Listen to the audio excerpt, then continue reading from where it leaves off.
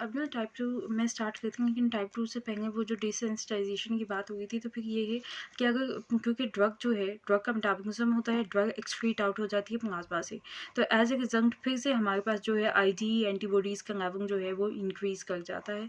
तो ये चीज़ ध्यान में रखनी होती है। इसके अलावा जो है हमारे पास टाइप 1 की जो ट्रीटमेंट है, उसमें सबसे मोस्ट बेसिक ट्रीटमेंट तो यही है ना कि एपिनेफ्रिन एलर्जिक रिस्पॉन्स में आप एपिनेफ्रिन दे दो।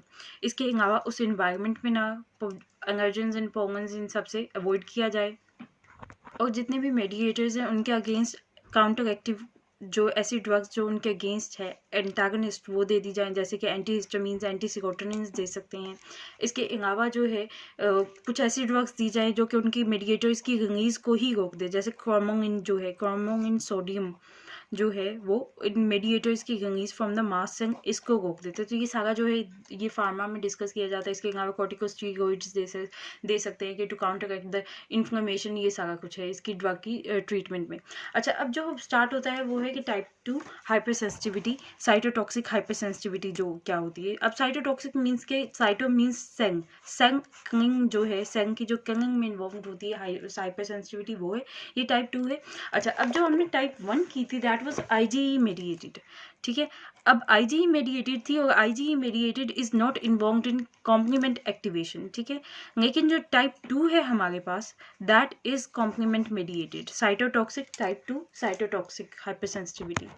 अच्छा, अब वो तो आईजीई मेडिएटेड थी, लेकिन ये टाइप 2 साइटोटॉक्सिक एंटीबॉडी जो मेडिएटेड रिएक्शन है ना, ये आईजीजी एंड आईजीएम की वजह से होते हैं। और आईजीजी जो है that is involved in complement activation, ठीक है।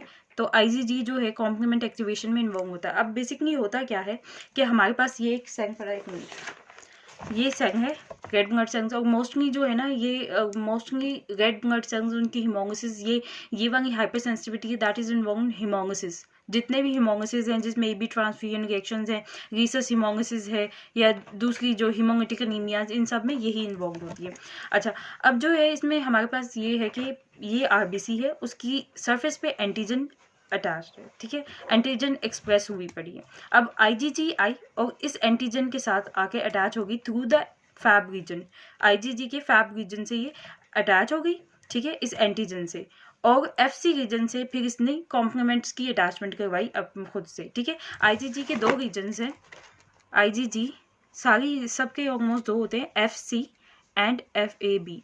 अब जो ये फैब रीजन है ना, ये ऑब्वियसली एंटीबॉडी है, तो ये जाके एंटीजन से अटैच करेगा, और ये सी से सेंग से मास सेंग्स कॉम्प्लीमेंट, ये कॉम्प्लीमेंट से अटैच होगा, ठीक है। तो अब पहले जब एंटीजन आई तो उसने फैब रीजन से जाके, एंटीबॉडी ने फैब रीजन से जाके एंटीजन से अटैच हो गई, एंड देन एफसी पोर्शन से कॉम्प्लीमेंट से अटैचमेंट हुई, फिर कॉम्प्लीमेंट एक्टिवेट हुआ, उसने मेम्ब्रेन अटैक कॉम्प्लेक्स बनाया, ठीक है, और as a result Seng death हुई। इसके अलावा जो कॉम्प्लीमेंट की एक्टिवेशन है, उस एक्टिवेशन, इसी कॉम्प्लीमेंट की एक्टिवेशन की वजह से वेरियस सेल्स इस एरिया में मूव करते हैं, जैसे नेस्ट्रॉन फिंगर सेल्स हो गए और इसी तरह के दूसरे सेल्स जो इन्वॉल्व होते हैं, ठीक है।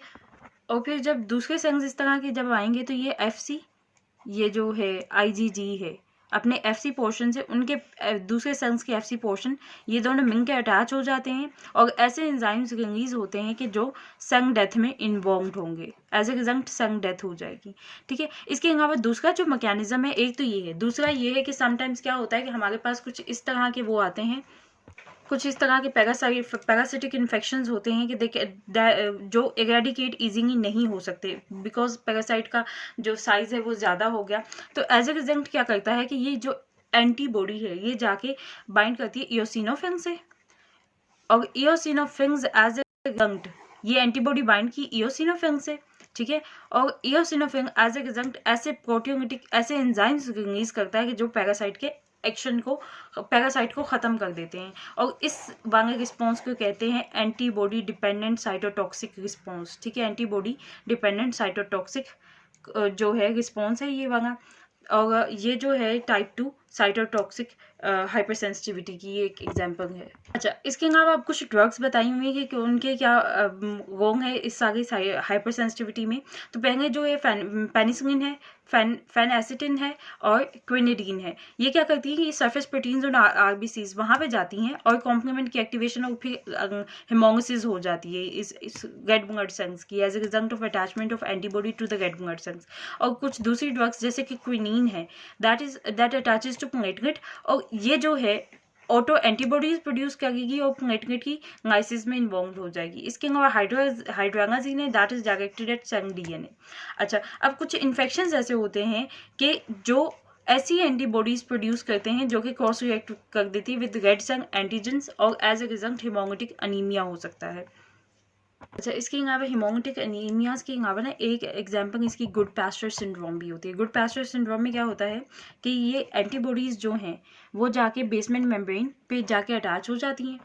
अच्छा, अब क्या होता है कि गुड पैस्चर सिंड्रोम में होता है कि एंटीबॉडीज़ जो है ना आपके वो जाके लंग में या किडनीज़ की बेसमेंट मेम्ब्रेन में अटैच हो जाती हैं बेसमेंट पे, ठीक है, और एज ए रिजल्ट कॉम्प्लीमेंट की एक्टिवेशन कर देती हैं। अब कॉम्प्लीमेंट एक्टिवेशन हुआ, वहाँ पे ल्यूकोसाइट रिक्रूट हुए उस एरिया पे, ठीक है।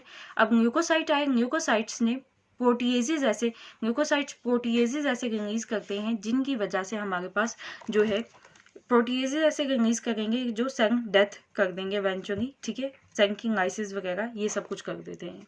तो ये जो है ये टाइप 2 साइटोटॉक्सिक है। ये आईजीएम मेडिएटेड होती है और कॉम्प्लीमेंट मेडिएटेड होती है। अब जो आईजीजी है वो एफसी अपने फैब रीजन से जाके सेल एंटीजन के साथ अटैच करती है और एफसी पोर्शन से कॉम्प्लीमेंट से अटैच होती है और एज ए रिजल्ट जो है कॉम्प्लीमेंट एक्टिवेटेड हो जाता है, मेम्ब्रेन अटैक कॉम्प्लेक्स बनाता है। मेम्ब्रेन अटैक कॉम्प्लेक्स जो है फर्दर उसकी लाइसिस कर रहा है और फिर रिक्रूट कर रहा है नेचुरल किलर सेल्स को उस एरिया पे। इसके अलावा जो दूसरा मैकेनिज्म था इसका वो ये था कि ये इओसिनोफिल से आईजीजी बाइंड करके पैरासाइट के रेडिकेट करती है through release of various enzymes, ठीक है। अब इसके अलावा गुड पैस्चर सिंड्रोम इसकी एक एग्जांपल थी कि उसमें किडनी या लंग में जो है बेसमेंट मेम्ब्रेन पे जाके एंटीबॉडीज अटैच हो जाती हैं और कॉम्प्लीमेंट एक्टिवेट करके ग्लूकोसाइट्स और ग्लूकोसाइड प्रोटीएजेस रिलीज करके उसकी लाइसिस उस एरिया कर देते हैं। तो जनरली जो है ये अनीमियाज में सारा हेमोलिसिस में जो है ये वाला type 2 hypersensitivity involved in anemias.